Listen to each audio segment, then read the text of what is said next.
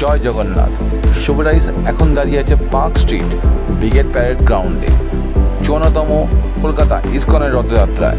আর আমরা দেখাতে চলেছি আপনাদেরকে এক টুকরো পুরী ধামের মন্দির কলকাতার বুকে।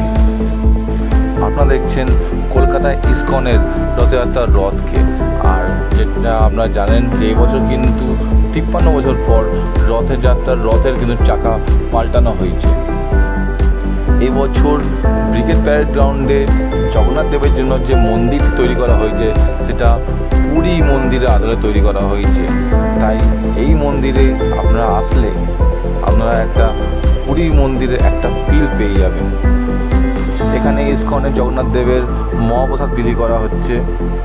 আপনারা আসলে এখানে সংগ্রহ করতে পারেন। খিচুড়ি 100 টাকা, হালুয়া 50 টাকা, খাজা 50 টাকা, লাড্ডুও 50 টাকা। চলুন এবার মন্দিরের মধ্যে প্রবেশ করা যাক, মানে প্যান্ডেলের মধ্যে প্রবেশ করা যাক।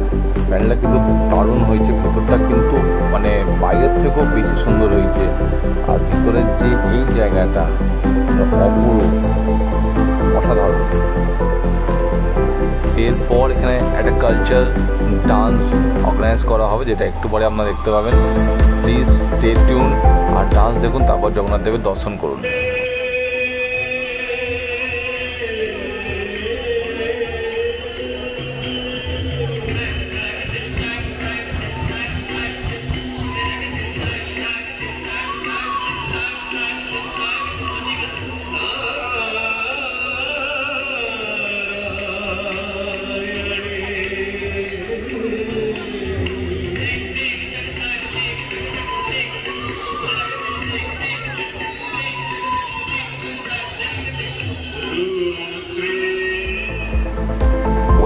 জগন্নাথ দেবের সামনে মানে যেতে গেলে আপনাকে ডালা কিনতে হবে।